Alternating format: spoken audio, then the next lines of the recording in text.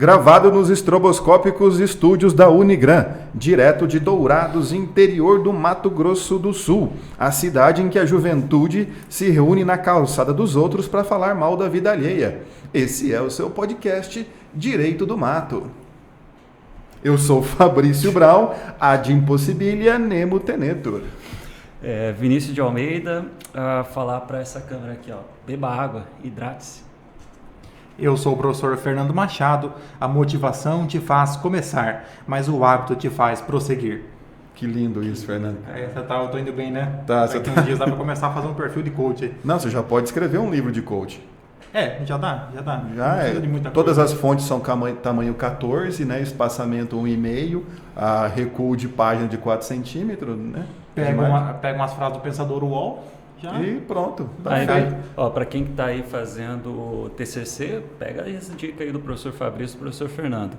Pessoal, vamos começar aqui já com aquele recado. Acompanhe a gente nas redes sociais. Dá uma conferida lá, Direito no Mato, procura no Instagram, no Facebook, no Twitter, no Spotify, no Google Podcast, no Apple Podcast, no Deezer e etc e tal.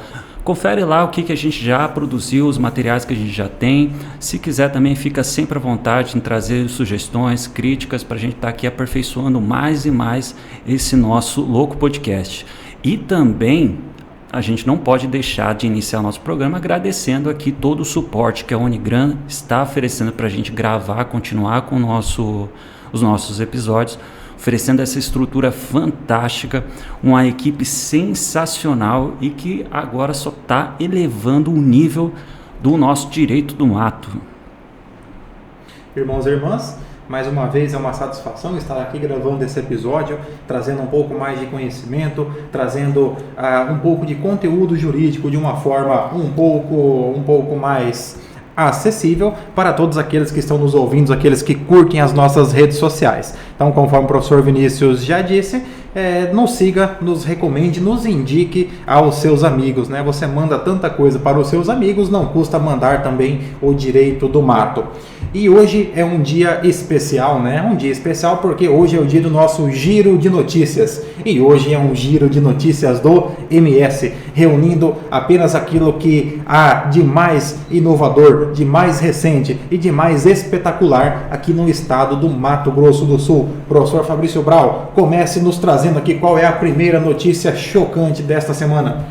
O Mato Grosso do Sul é chocante em notícias. Vamos lá. Ao cobrar dívida, homem invade lanchonete lotada de clientes com um caminhão. Após cobrar uma dívida sob transferência de uma motocicleta, um homem de 55 anos invadiu uma lanchonete com um caminhão na cidade de Costa Rica. Haviam clientes no momento, mas ninguém ficou ferido. O homem, o motorista do caminhão, foi localizado e preso. Segundo a Polícia Civil, momentos antes, o motorista foi ao estabelecimento comercial, onde fez a cobrança sobre a transferência para a proprietária do estabelecimento, ocasião em que ele xingou a vítima e saiu do local. Logo depois, retornou com um caminhão. No momento, de acordo com o delegado, haviam várias famílias com crianças na lanchonete e o homem então jogou o caminhão contra o estabelecimento, só parando por conta do portão de entrada. Ninguém foi atingido. Deu sorte o motorista. É burro, mas é sortudo nessa questão. Os militares fizeram busca e o localizaram. Abordado, ele aparentemente estava embriagado, porém se recusou a fazer o teste do bafômetro e o caminhão foi apreendido. Perfeito, né? Inscrever no SPC ou notificar extrajudicialmente é para os fracos, né? Aqui no Mato Grosso do Sul, nós jogamos caminhões boiadeiros, né? Contra a propriedade das pessoas que nós estamos cobrando, né? Olha, esse programa de hoje vai, para quem não é do Mato Grosso do Sul, vai poder conhecer um pouquinho como é que é a nossa realidade aqui. É lógico. Você não paga a dívida, você é atropelado. Cara, eu queria estar muito lá nessa lanchonete, lógico, com certeza. Quando eu visse aquela cena, provavelmente eu ia me cagar na hora lá. Peço desculpa para quem está ouvindo. A gente evita falar palavrão, mas tem que ser sincero. Evita, Bom, pelo menos eu evitava. Não sabia que tinha uma regra. Eu pensei que tinha uma regra implícita aqui. Eu gostaria que fosse mantido um pouco de dignidade nesse programa, pelo menos, né? Cara, mas imagina que bacana, bicho. Você tá lá de boa na sua, comendo alguma coisa, tentando esquecer os problemas da tua vida. Aí vem um caminhão e bate aqui no portão, tipo cena de filme. Imagina um cagaço. Tem história para contar, né? Mas olha, vamos trazer um pouco para o direito isso aqui, que é aquilo que o Fernando falou, né? Inscrever no SPC e no Serasa é para os fracos, né? Ou seja, há os meios legítimos de você cobrar uma dívida, né? Ou seja, aquilo, o exercício regulamentar de um direito.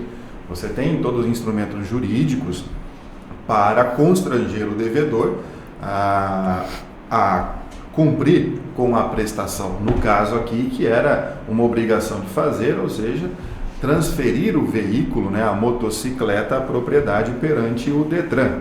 Então, ele poderia fazer de diversas maneiras. Ingressar com uma ação judicial de obrigação de fazer e, caso isso não fosse feito, o próprio juízo determinar a transferência, né, de forma compulsória contra a vontade da pessoa, que oficiando o Detran, então, para transferir a propriedade. Porém, contudo, entretanto, ele preferiu o quê? Entrar com um caminhão na lanchonete, o que caracteriza abuso de um direito. E o abuso de um direito, para o Código Civil, é considerado um ato ilícito. Está lá no artigo 187 da legislação civil. É uma situação aqui, primeiro nós temos que definir algumas questões, né? Primeiro, quando se celebra um negócio jurídico, então um negócio jurídico bilateral, você tem ali nesse caso duas partes. Quem foi aluno do Palherá, que é sinalagmático. Correto. Então você tem aqui obrigações mútuas, né? Então cada um teria ali as suas obrigações naquele negócio jurídico, aquilo que nós estudamos lá em obrigações e contratos, né? Aquele conteúdo bem dinâmico lá de direito civil. Nesse caso, havendo uma desavença, um desentendimento, verifica-se que aquele que era o suposto credor, o motorista do caminhão desgovernado, ele poderia ter utilizado de outras formas para exigir a contraprestação da parte devedora, dos quais nenhuma delas inclui um caminhão boiadeiro Mercedes. Nesse caso, professor Fabrício, quais seriam as possibilidades que a parte credora teria para cobrar a parte devedora de forma lícita? Não, para fazer, se fosse uma dívida de entregar dinheiro, pagar dinheiro, dependendo do instrumento jurídico que ele tem, fosse um cheque, uma nota promissória, um contrato, poderia levar a protesto. Levando a protesto, iria constranger essa pessoa, porque o cadastro dela ficaria prejudicado, dada a restrição, né, nos cadastros de proteção ao crédito. Fonoaudiólogo eu ainda não fui. Então, ficaria difícil de se socorrer do sistema financeiro, ter empréstimos, fazer compras parceladas, criando dificuldades para o devedor. Mesmo assim, na resistência do devedor, uma ação de execução ou de cobrança, a depender do caso, para que o judiciário, então, forçasse o recebimento com a constituição do patrimônio que essa pessoa venha a ter para pagar. Penhora de bens móveis, imóveis, valores depositados em contas, para forçar o pagamento. No caso aqui, era uma obrigação de fazer, transferir o documento perante o Detran para o novo produto. Pelo que eu entendi da notícia, o dono do caminhão vendeu a motocicleta, mas a motocicleta ainda estava no nome dele. Provavelmente estavam vindo multas para ele, prejudicando ele na sua atividade de motorista. E ele queria que transferisse a motocicleta para que isso não viesse a acontecer. Então ele poderia ingressar com uma ação de obrigação de fazer, e caso essa pessoa não aceitasse ou não fizesse isso voluntariamente, o próprio juiz poderia oficiar o Detran para mudar a propriedade. E aqui nós temos uma questão também, supondo que não fosse um contrato aí que envolvesse uma obrigação de fazer, mas supondo que fosse uma cobrança, supondo que ali ele fosse o fornecedor e a vítima dessa agressão, né, ali na condição de devedora. Aí nós teríamos que aplicar o artigo 42 do Código de Defesa do Consumidor, que diz assim: o consumidor não será exposto a ridículo, nem será submetido a qualquer tipo de constrangimento ou ameaça, né? Então, o que nos leva àquela questão da cobrança vexatória.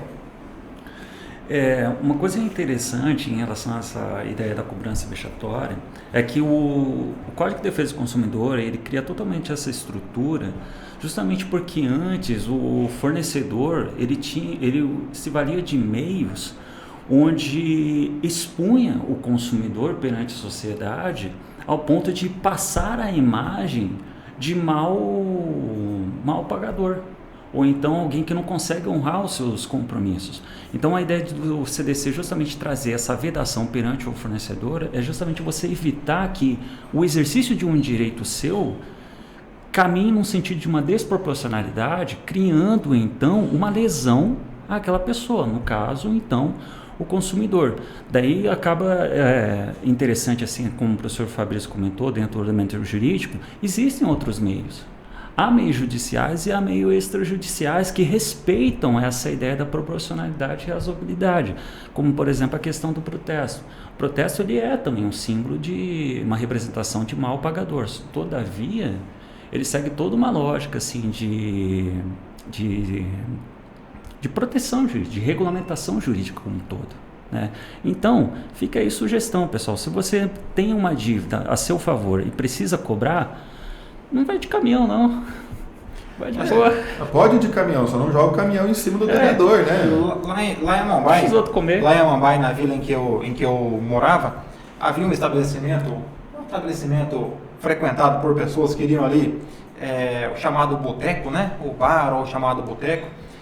Quando o boteco ainda tinha a concepção de boteco, né? Hoje há uma ideia de boteco, algo gourmet, né? Boteco gourmet não funciona. Aquele era aquele com as cadeiras e as mesas de lata, né, da escola, aquela amarela, né? Que você... As garrafas de pitu exibidas na Exato, prateleira. você sentava ali e contraía tétano, né, daquelas cadeiras. E lá era comum que o proprietário ele escrevesse no quadro e colocasse lá devedores do mês. E colocava o nome dos indivíduos ali, o Zé Paraguai, o John Rambo, ia colocando o nome do pessoal que frequentava ali. John Rambo morava em Amambai? Morou um tempo. Tem outro John Rambo nos Estados Unidos, mas o de Amambai é o verdadeiro. Inspirou o filme. E ele inspirou. E ele colocava lá, tanto que ele trabalhava de servente, de pedreiro. E ele colocava ali os nomes. A pergunta é possível? Está dentro do direito do fornecedor expor o nome dos seus devedores ali no estabelecimento? Nem do fornecedor, no caso do direito do consumidor, e nem de um credor que não seja fornecedor, expor esse constrangimento, né? A única maneira que o fornecedor, o credor pode constranger, expondo a público a característica que a pessoa é devedora, é levando a protesto ou inscrevendo nesses órgãos chamados de proteção ao crédito, o SPC, o Serasa. Então, eles servem para isso. Mas fora disso, daí já é esse constrangimento, a cobrança vexatória, que extrapola o exercício regular de um direito. Você pode cobrar uma dívida, mas dentro que você cobra essa dívida dentro da vamos falar, razoabilidade. Razoabilidade, né? Retomando aqui uma lei. Para achar que a gente é igual o ministro do STF, fala razoabilidade para tudo. Um ponto interessante é que se refere à inscrição do devedor nos cadastros de proteção ao crédito, no SPC ou no Serasa, ou seja lá qual for. E um ponto interessante é que o Superior Tribunal de Justiça, ele possui um entendimento de que quando a pessoa ela já possui cadastros, já possui inscrições do seu cadastro, ela não tem direito de indenização por um eventual cadastro indevido. Qual seria a situação? Que imagine lá que eu tivesse um cadastro, uma inscrição lá no SPC, ou que eu tivesse 5 inscrições de dívidas que eu contraí e não paguei. Uma sexta empresa vem e me inscreve de forma ilícita, sem cumprir as formalidades previstas lá no CDC, notificação, a oportunidade do pagamento voluntário do débito, e me inscreve. Nesse caso, eu seria considerado pelo STJ o chamado devedor contumaz. Por quê? Porque eu já tenho outras inscrições no meu cadastro, de modo que eu não teria direito a uma indenização por dano moral. Não houve dano moral, por quê? Porque eu já tinha outras inscrições. Isso não significa que aquele que inscreveu de forma ilícita não tenha que excluir essa cobrança indevida. Mas quando você já tem ali o seu cadastro maculado por outras inscrições, você não teria direito a uma eventual reparação por uma outra inscrição que fosse ilícita.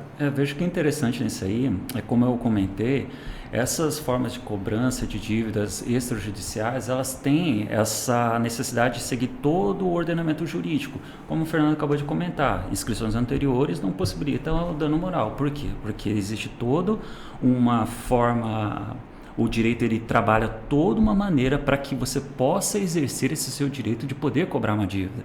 O que é totalmente diferente, por exemplo, você contratar um carro de som e sair gritando, o cara não está pagando. Ou então fazer uma faixa e colocar bem na frente do cara, da casa da pessoa. Falta pagar não sei o quê. Ou fazer publicações também em Facebook dizendo, tá viajando lá pro quinto dos infernos, mas não está pagando a dívida. Volta, Rita, eu perdoo a facada. Então, esse tipo de situação, o direito ele acaba não regulamentando, então não tem toda essa proteção, por isso então essa necessidade. Outro ponto importante é que é permitida que a cobrança seja feita por terceiros, por outras empresas, por empresas que são especializadas em atividades de cobrança, ou ainda empresas que acabam comprando aqueles débitos para a cobrança posterior. Mas é evidente que mesmo essa empresa, ela se submete às mesmas regras de razoabilidade do que o credor original. Ela não pode utilizar nenhum outro meio. Como me recordo que lá em Amambaia havia uma pessoa que cobrava dívidas, o nome da empresa, o nome dele, né, não sei se ele tinha empresa, era o Chacal, né? Que ele utilizava alguns meios ali, talvez não tão lícitos para a cobrança. Ele tinha uma taxa de êxito bastante relevante, de 110%, até quem não devia pagava, né? Mas isso, claro que não, isso está fora do que pressupõe o nosso ordenamento jurídico. Tá, mas vamos pensar agora a questão desse motorista aí. Ele responde por essa forma de cobrança não tradicional? Qual que seria a responsabilidade? Eu acho que todo mundo que, assim como o Vinícius falou, ficou encagaçado lá no momento, né, poderia pleitear uma certa forma de indenização, vislumbrando um medo concreto de perder a vida.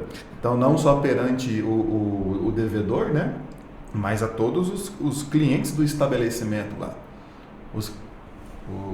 Lá de Costa Rica, então tem provando que houve algum dano mesmo que moral, eu acho que cabe nesse caso sim, porque praticou um ato ilícito, havendo dano tem que indenizar. Dá pra falar tipo um dano moral, foi lá pra comer e sair cagado, né? Tem que pagar a lavanderia pelo menos. É um nível baixíssimo hoje mesmo, né, desse programa, né? Mas vamos em frente. Vamos seguir. Próxima notícia, professor Vinícius. Bom, continuando aqui o nosso episódio de Giro de Notícias, edição especial Mato Grosso do Sul, para você que quer conhecer o estado, sente um pouquinho o que rola aqui. Vamos lá. Município deve pagar 10 mil a morador por não retirar figueiras de calçada. Um morador de uma cidade no interior será indenizado pela prefeitura local em danos morais no valor de 10 mil. O imóvel teve avarias causadas por 3 árvores da espécie figueira e, mesmo o morador tendo notificado o município sobre o fato, isso que é importante, a administração pública não tomou as devidas providências de retirá-las. A decisão da 4ª Câmara Civil do Tribunal de Justiça daqui, que negou por unanimidade o recurso de apelação civil do Poder Executivo. Segundo os autos do processo, o morador compareceu na Gerência Municipal do Meio Ambiente no ano de 2013, para requerer providências quanto às 3 árvores que existiam na frente de sua casa. Porque tinha um mau cheiro proveniente do encanamento da sua residência, descobriu que as raízes das figueiras estavam danificando o seu encanamento e se alastrando pela fossa, vindo, posteriormente, a causar diversas avarias. Aí, dias depois, os fiscais da prefeitura foram até lá, concluíram que realmente estavam as raízes tomando conta do imóvel, fizeram as marcações, deixaram tudo no jeito, falavam que iriam voltar e não voltaram.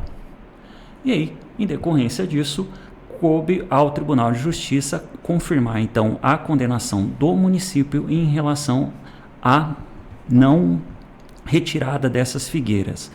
Destaque aqui dentro desse acórdão o voto do relator, onde ele diz que cabe ao município demandado, na qualidade de administrador e fiscalizador da coisa pública, zelar pela boa condição das árvores existentes nas ruas e demais espaços públicos. Até porque, conforme dispõe em lei municipal complementar, a qualquer um é expressamente vedado podar, cortar, derrubar ou sacrificar as árvores de arborização pública, competindo de outro lado ao município a execução exclusiva dos serviços de arborização e conservação de ruas e praças. Sabe o que é interessante dessa notícia, essa última parte aqui que eu comentei? Existe uma lei municipal. Uma lei que fala, que cria essa restrição aos moradores, onde eles não podem tocar não, mas eles não podem fazer uma série de coisas nas árvores, como derrubar, cortar, etc. e tal, porque isso cabe a uma responsabilidade à própria administração pública. Uma coisa que é interessante é o seguinte, até uma pergunta até comum assim entre alunos, o Brasil tem tanta lei, o município também pode fazer lei?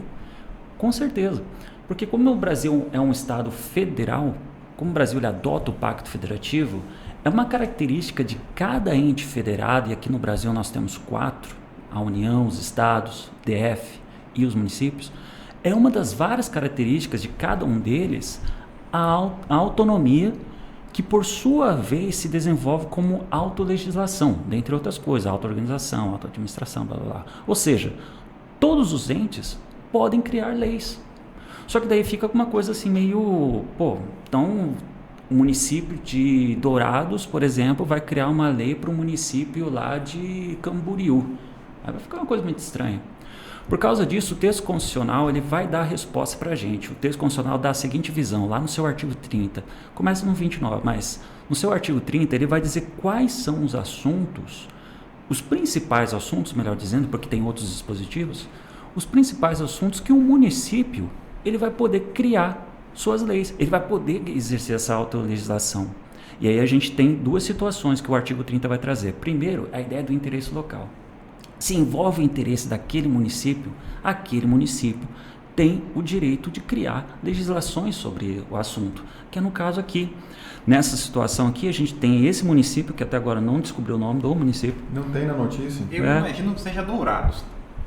Não sei, sempre que tem Figueira dando problema, eu imagino que seja Dourados. Não tinha ninguém morando na Figueira, não? Nessa não. Não, nessa não. Nessa não. Bom, mas continuando, lá no artigo 30, no inciso 1º, ele vai dizer, olha, todo município ele tem a possibilidade de criar suas próprias leis quando é assunto de interesse local, em questão das próprias árvores do município. O município legisla sobre esse tipo de assunto. Nesse caso específico, Dourados, né, você que está nos ouvindo de várias partes do Brasil e do mundo e de outros mundos onde quer que você esteja, Dourados é uma cidade reconhecida nacionalmente pela sua arborização. Então nós temos em Dourados uma das nossas marcas, um dos nossos orgulhos são as nossas árvores, né? Com exceção daquelas que caem, mas nós temos orgulho aqui de ser uma cidade arborizada. E nesse caso, é evidente que o município ele deve proteger esse patrimônio ambiental que nós temos. Sendo assim, eu não posso simplesmente cortar uma árvore que esteja na frente da minha casa. A árvore não é minha. Mesmo que tenha sido eu que plantei, eu fiz o uso do espaço público. Aquilo que está fora da propriedade, que está no passeio público, ele pertence à municipalidade, pertence então à coletividade. E a própria legislação municipal vai trazer os protocolos. Por exemplo, caso seja constatado que uma árvore possui um risco de queda, então o proprietário poderia fazer a sua retirada, autorizado pelo poder público, mediante a substituição daquela árvore por uma outra. Inclusive, nós temos aqui em Dourados um viveiro municipal. Eu retirei algumas mudas essa semana. Nosso viveiro funciona de forma bastante eficiente. Eu peguei lá 2 mudas, uma de IP branco e uma de IP roxo. Fiquei muito feliz com as minhas mudas de IP. E o município então ele vai por um lado restringir o corte indiscriminado, mas vai trazer então possibilidade de que você possa fazer o manejo sustentável das árvores do município. Uma coisa interessante é que se fosse queda das árvores, ali não foi a queda, porque a não poda das árvores causou prejuízo na residência da pessoa. Se houvesse a queda também em virtude das árvores estarem podres, sem a manutenção da municipalidade, caberia também a indenização. Mas já teve casos aqui em Dourados em que o morador pediu a autorização para a prefeitura para fazer a poda e a retirada da árvore. A prefeitura concedeu, ele não fez e a árvore veio a cair. Aí a prefeitura estava isenta de responsabilidade, porque ele assumiu para si, o morador, a responsabilidade de fazer a retirada da árvore. Então, esse foi um caso que nós tivemos aqui. Então, o município de Dourados, no caso, ele vai lá, o IMAN, né, que é o Instituto do Meio Ambiente, faz a fiscalização, verifica que essa árvore realmente precisa ser cortada, porque ela está podre, ela vai vir a cair e pode causar danos, então, e ele autoriza a retirada. E se a pessoa não autoriza e por acaso causa dano, não tira e causa dano a ela mesma, ela não pode, né, exigir da municipalidade a reparação. Tem toda essa questão aqui. Nós temos que analisar porque é dentro do planejamento do município que ele é de responsabilidade, então da prefeitura municipal, há necessidade de todo um estudo técnico para que seja mantido, por exemplo, o plano de arborização do município. Nesse sentido, nós temos regiões em que não podem ser plantadas determinadas espécies, nós temos algumas espécies que são propícias para determinados bairros, algumas que são incompatíveis. Então, por exemplo, poderíamos plantar aqui em Dourados, sobretudo onde há instalação elétrica, plantas como o ficus, o oiti, a quaresbeira, né? São plantas que são apropriadas para o espaço urbano, que não atrapalham calçadas, que não atrapalham o trânsito e que não atrapalham, por exemplo, a rede elétrica. O jasmim manga, que agora está na moda, primaveras de várias espécies que ficam muito bonitas. E então, nunca essa tal de figueira, essa ficus, não sei o que, ela destrói tudo. A figueira tem um problema porque por conta das suas raízes e da alta taxa de umidade que a planta precisa, então ela acaba buscando justamente o encanamento. Então, uma vez ela perfurando o encanamento, as suas raízes passam a crescer dentro do encanamento do imóvel, né? Então, um dos meus hobbies também é a botânica, então eu acabo estudando aqui um pouco sobre esse assunto. Aqui virou aula de biologia. Da mesma forma sem falar que ela cresce muito rápido. Da mesma forma que você não pode plantar, por exemplo, o eucalipto próximo de nascentes. Você sabe disso, né, professor Vinícius? Porque mas eu vou deixar você falar. O eucalipto ele não pode ser plantado próximo de nascentes. Então existe todo um cuidado do qual o município é o responsável. Sendo então o particular, sendo ele limitado com relação à sua atuação, cabe ao município que tome conta então desse serviço. Como o professor Fabrício colocou, citou o exemplo da queda de uma árvore, e uma árvore que eventualmente caiu, né? Então, a queda de uma árvore, ela em decorrência, por exemplo, de uma tempestade, de uma forte ventania, nós teríamos o chamado caso fortuito ou força maior. Eu, particularmente, nunca aprendi direito qual é a diferença entre um e outro, eu sempre falo os dois juntos, né? Porque eu não sei exatamente a diferença. Para não errar, né? Talvez o professor... É igual a minha tia que fala calúnia e difamação, né? Ela fala junto também para ficar mais fácil, né? Talvez o professor Fabrício possa falar um pouco mais a diferença dos conceitos. Então, uma árvore que cai, na verdade, então você tem ali o caso fortuito, a força maior, né? Foi Deus que quis que caísse. Nenhuma folha cai da árvore sem que Deus autorize, né? Deus ele libera cada folha que cai no mundo. Nesse caso, a pergunta é: o município é responsável? Aí teríamos que analisar o caso concreto. Por quê? Se o município ele foi omisso na fiscalização e no cuidado com a política urbana, então o município ele pode ser responsabilizado. Quando nós falamos em responsabilidade da administração pública, nós vamos lá para o artigo 37, parágrafo 6º da Constituição Federal, que fala da chamada responsabilidade objetiva. Responsabilidade objetiva nada mais é do que ocorrendo um dano causado por um ato da administração pública, a administração pública então deverá responder. Mas quando nós falarmos em um ato omissivo, aquele ato que decorre de uma omissão, nós temos que separar. Temos que separar a omissão genérica da chamada omissão específica.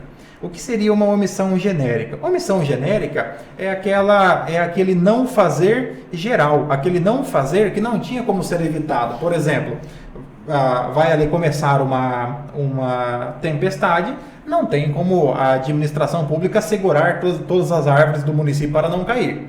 Então, pode ser que caia alguma delas.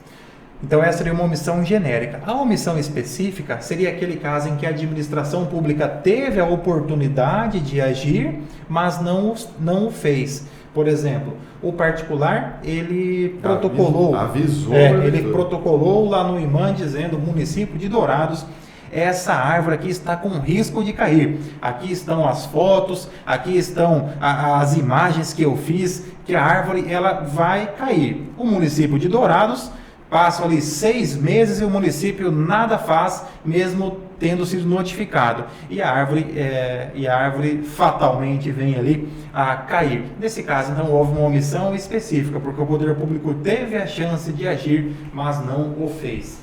Isso é bem interessante para quem está estudando direito administrativo, vai ver que tem até toda uma história assim para tentar chegar nessa diferenciação que o Fernando fez de omissão genérica, omissão específica. Isso era um dos temas assim que acho que alguns anos atrás era o top 1 para fazer TCC, monografia, responsabilidade subjetiva por parte do Estado.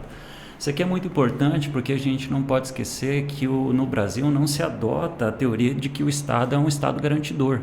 Ou seja, qualquer coisinha que acontece na tua vida, você joga a responsabilidade à administração pública. Como é o caso, por exemplo, de mudar o tempo, aí por causa do tempo cai uma árvore. Diferentemente aqui do caso, que a gente tem a administração pública tomando conhecimento do fato, participando até disso aí, ela foi lá, fez todo o negócio lá, mas no final das contas, na hora do vamos ver, não fez porcaria nenhuma, aí é diferente. Aí perceba que nesse caso, realmente, há uma omissão, deixou de fazer uma coisa quando ela foi acionada e iniciou um procedimento, mas efetivamente acabou não fazendo, o que acaba configurando, portanto, a sua responsabilidade. E aqui, professor Fabrício, apenas uma curiosidade, já que o professor Vinícius tocou no assunto, nós temos uma situação no Brasil em que adota-se a teoria da responsabilidade integral com relação a danos nucleares. Qualquer acidente que ocorra no Brasil que envolva radiação, ele será de responsabilidade da União, do poder público. Porque só ela pode explorar, exclusivamente. E aqui nós temos um caso, talvez o professor Fabrício se lembre, o professor Fabrício era um jovem ainda, do caso do Césio 137, lá em Goiânia, né? Lembro. Então esse caso é um caso Jornal Nacional. Esse caso é um caso Cíntia Moreira que apresenta. É um caso marcante de responsabilidade integral da administração pública. Tem outra hipótese também que é engraçado, o risco integral é ataque terrorista. Em caso de terrorismo também responsabilidade integral. Nisso nós estamos tranquilos. Não, ainda não. Nós não estamos aí. Fernando, eu sei que tem uma coisa interessante que você separou para ver aí. Nós temos uma situação aqui totalmente inusitada, né? Então, a notícia é publicada também no tjms.jus.br, nosso portal de notícias aqui do Mato Grosso do Sul, que diz que, trouxe na sua manchete, né? Mãe e filho são proibidos de publicar ofensas em rede social, né? Aqui consta no processo que as desavenças começaram por questões familiares, já que a ré foi casada com um irmão da autora. Afirmaram os autores que em razão disso surgiu um mal-estar entre as partes e por isso a mãe passou a utilizar sua conta e a do filho menor na rede social para se declarar inimiga dos autores, fazendo publicações desabonadoras e difamatórias, denúncias fraudulentas e descabidas de supostas ameaças e violência doméstica, dentre outras, né? Então, a condenação foi para proibir? A condenação foi para proibir, além da indenização por danos morais, uma condenação para que a ré se abstivesse de publicar ofensas em rede social, né? Então aqui uma situação aqui das inimigas, né? Aqui beijinho no ombro para as inimigas aqui, e uma era inimiga da outra e ela passou a utilizar não só a sua rede social, mas também a rede social do menor, né? O menor em tese não poderia ter uma rede social em seu nome, né? Então ela violou a política da rede social. Então pode? Ali, o menor não, tem que ter 18 anos para ter uma rede social, né? Então ali o menor, ou como diria o pessoal do processo penal, o de menor, a mãe utilizava ali a rede social e fazia postagens ofensivas contra a sua suposta inimiga. A sua inimiga então ingressou com a ação e obteve êxito na demanda para que além da indenização, para que houvesse uma obrigação de abstenção, de não fazer, né? E aqui nós temos uma questão interessante, né? Poderíamos tratar então sobre a liberdade na internet, até onde vai a nossa liberdade no ambiente virtual. Professor Fernando, o que fazer com essa tal liberdade, né? O professor Vinícius até me assustado olhando para mim e recitando trechos de músicas, eu estou ficando um pouco preocupado. Não, vocês são livres, vocês podem fazer o que quiser. Tem uma coisa interessante para a gente começar essa conversa, é o seguinte: o Brasil ele é atrasado em questão a legislar em relação à internet. O Brasil ele não está preparado ainda. Se fosse só nisso, que o Brasil fosse atrasado, nós estaríamos... Vamos dar só um enfoque nisso aqui hoje. O Brasil não está preparado ainda para falar que efetivamente está trabalhando uma espécie de direito digital. Até porque a gente tem as poucas legislações que a gente tem voltado realmente a esse meio, eles focam muito mais, por exemplo, a atuação da administração pública em relação à internet. E volta e meia, como uma questão do consumidor, etc. e tal. O Brasil ele é meio fraco nesse ponto. E aí, esse tipo de questão acaba surgindo. Qual é a liberdade que a pessoa pode exercer dentro da internet, de redes sociais? Será que seria a mesma liberdade restrita que, por exemplo, o que o direito brasileiro trabalha fora da internet? Então, o que a gente consegue observar dentro de algumas decisões, dentro de alguns julgados, é que o direito ele precisa se adequar a esse tipo de situação, óbvio. Então, toda aquela lógica que a gente trabalha de abuso de direito, toda aquela lógica que a gente trabalha de responsabilidade civil, que o direito civil, que o Código Civil nunca imaginou que poderia vir a uma tela de celular, uma tela de computador, etc. e tal, ele tenta transportar para esse meio digital. Então, qual que é a liberdade dentro da internet? É aquela liberdade idêntica àquela que o direito civil ela pensa no mundo real, no sentido de que você não pode extrapolar.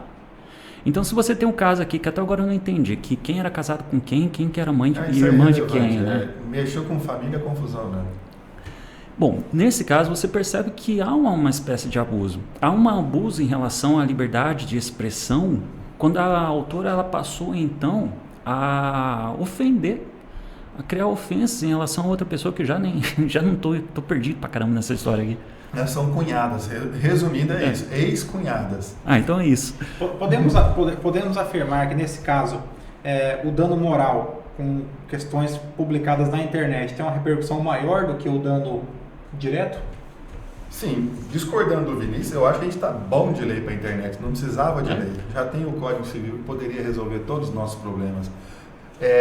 Mas o que a internet faz em relação à ofensa sofrida, ao falar mal, ao macular a honra da pessoa, é potencializar essa ofensa.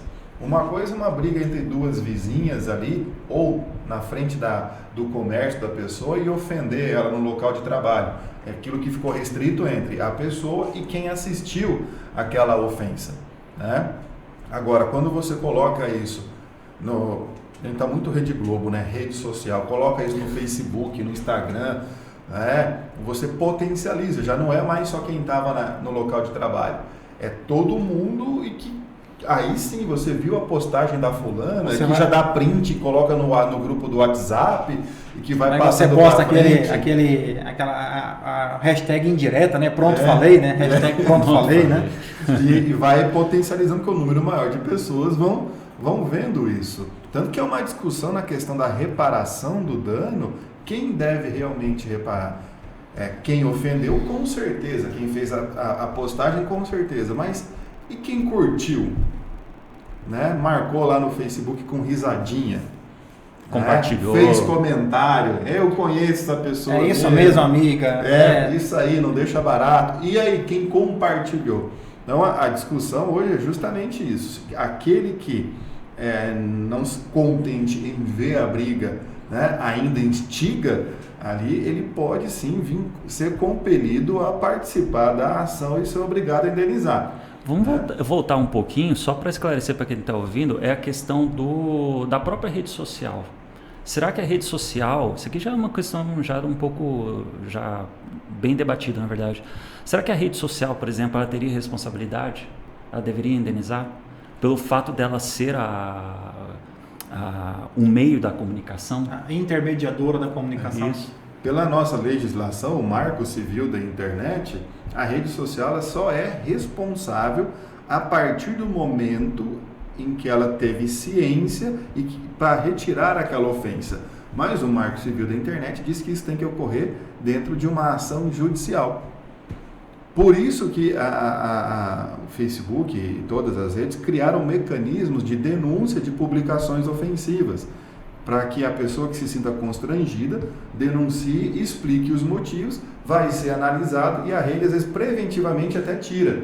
Depois vê que não é, acaba devolvendo, né, assim, para o ar aquele conteúdo. Mas pensando em evitar. No Brasil, se fosse seguir a risca ali, teria que entrar com ação. E só então, na omissão, a rede social seria responsabilizada. Olha que engraçado isso. Entrar com uma ação para excluir uma postagem. O Marco Civil da Internet, ele não ajudou em nada nesse sentido. Se você tem um mecanismo que a pessoa está lá, né, no Facebook, foi chamada de, sei lá, de ladra ou de bandida, seja lá o que for, né? Ela tem um mecanismo para você comunicar diretamente ao Facebook. Fala, olha, Facebook, isso aqui sou eu, tal, tá mentindo, tá me ofendendo, tal, tudo. Faz a análise, tira do ar. Não precisa entrar com uma ação judicial. Mas também, os nossos legisladores burocratas criaram mais um empecilho. E também tem redes sociais que agora estão também adotando mecanismos prévios, onde ele evita, por exemplo, algumas palavras.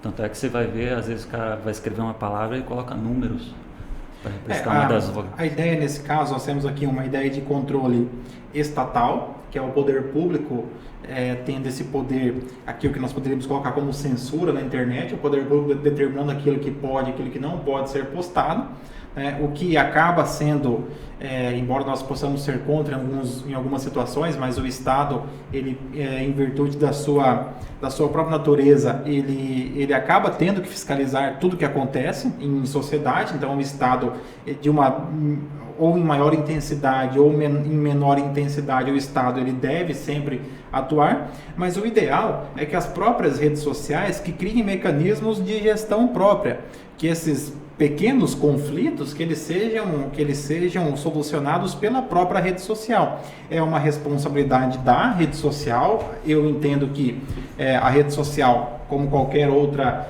instituição comercial, porque ela visa lucro, então que ela tem o ônus também de estabelecer mecanismos de proteção e que ela deve, se for o caso, suportar alguns ônus em decorrência do uso do seu produto, mas que a própria sociedade tenha esses meios mais ágeis de fazer a gestão de pequenos conflitos. Pequenos conflitos, estamos falando aqui de situações mais corriqueiras, não aquelas situações gravíssimas que realmente devem ser levadas até o poder estatal. Mas situações de uma briga entre familiares, uma briga ali entre vizinhos, um comentário, para que isso realmente se torne uma ação no juizado especial, não é o adequado, né? Nós já temos no Brasil, processo suficiente, né? O professor Fabrício até ele já fez alguns estudos, alguns trabalhos sobre a litigância no Brasil, algumas, né, dos 100 maiores litigantes do Poder Judiciário, né? Tudo. Então, basicamente, nosso mestrado, metade foi em cima dessa pesquisa. Rendeu frutos nessa pesquisa. Bom, para fechar com chave de ouro, uma última notícia, um assunto bastante breve aqui. Invasão de gado em plantação vizinha não gera dano moral. De acordo aqui com o processo... Mais um dia normal no Mato Grosso do Sul, né? Isso está acontecendo agora, né? A cada 37 minutos ocorre uma invasão de gado na propriedade vizinha. É algo normal acontecer. Então, o dono da plantação de milho percebeu que, em dada ocasião, em razão da negligência da cerca do vizinho, que não fazia manutenções, o gado, então, adentrou a sua propriedade e teria causado um prejuízo de R$5.000, né? Ajuizou a ação. Nesse caso aqui, ele nem conseguiu provar que o dano era R$5.000, porque estipular de quanto milho o gado comeu ou pisoteou, né? Mas conseguiu a indenização do dano material, ou seja, milho, desde que seja realmente comprovado a quantia, se não me engano, lá ficou em torno de R$2.500. Porém, não teve dano moral, dado que é algo que pode vir a acontecer, porque os animais tendem, às vezes, a querer romper as barreiras criadas pelo homem dado que o milho do vizinho às vezes é mais saboroso do que o pasto que ele tem ali no seu alcance. Pode ser que a espiga do vizinho seja mais chamativa, né? Então ele falou, ó, aqui tá mais bonito, tá mais gostoso, né?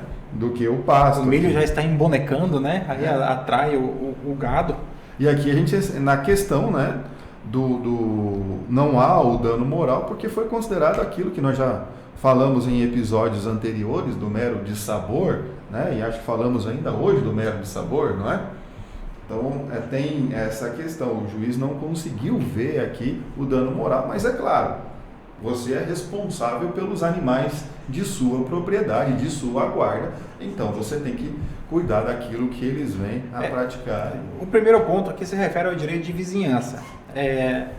Como regra, uma cerca ela é de responsabilidade de ambos. Então, ambos devem ter o dever de vigilância com relação à cerca que separa ali duas propriedades. Sobretudo numa situação de potencial risco, porque se você tem de um lado gado e de outro milho, você tem uma situação conflituosa em potencial. Porque em algum momento o gado tentará chegar no milho. Essa é uma regra da natureza. Pelo menos para nós que moramos lá em Amambai, que nascemos lá, nós sabemos que uma hora o gado ele atinge o milho. Então a responsabilidade primeiro... Nem que seja na ração uma hora. Correto. Então a ideia é que ambos no direito de vizinhança são responsáveis pela manutenção da cerca, né?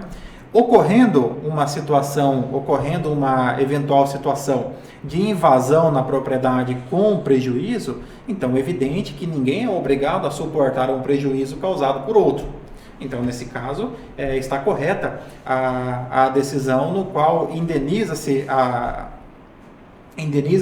o dano relativo ao milho. Talvez ali é feito um breve cálculo, né, da metragem implantada e qual seria a produtividade média daquela metragem, chegando-se ao valor aí que, como o professor Fabrício colocou, em torno de R$ 2.500.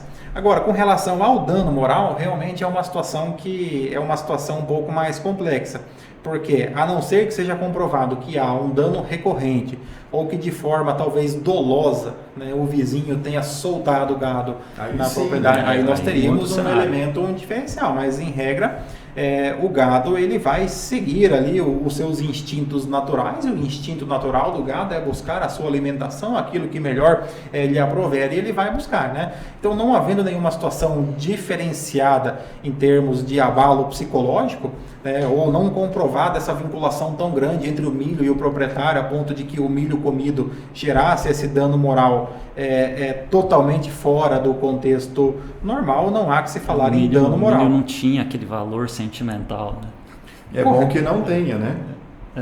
O ideal é que não tenha. Você pegar milho aí. Nada. Fecha. Irmãos e irmãs, encerramos mais um episódio do nosso Direito do Mato. Esse foi o Giro de Notícias do MS, o jornal mais importante, o jornal jurídico, né, mais importante aqui da região sul do Centro-Sul do Mato Grosso do Sul. Fica aqui o nosso apelo para que você curta as nossas redes sociais, para que você nos acompanhe, para que você nos deixe sempre o seu carinho, a sua participação em forma de curtida no Instagram, no YouTube, no Spotify e seja lá onde você nos encontrar. Aí, pessoal, principalmente para quem é de outro estado e queira conhecer o Mato Grosso do Sul, é isso que espero você quando vier aqui visitar a gente. Ajuda o nosso turismo. E, pessoal, peço mais uma vez, aproveitando a fala do Fernando, segue a gente nas redes sociais, fica à vontade também a sempre interagir com a gente. Pode enviar sugestões, pode enviar críticas, pode enviar qualquer coisa aí que a gente possa contribuir para enriquecer mais aqui o nosso programa. A gente já está aproximando do fim, mas não podemos deixar de agradecer não só você, ouvinte, por estar acompanhando a gente, mas também o pessoal da Unigram por oferecer esse estúdio que, mais uma vez, insisto, é fantástico. Ao auxílio da equipe técnica, principalmente do Paulo, que está fazendo com que a gente tome outros rumos melhores aqui no nosso podcast. E, mais uma vez, fica aí o convite. Acesse, conhece lá nossos outros episódios, confere lá no YouTube, no Spotify. Pessoal, uma ótima semana, um abraço. Sejam felizes.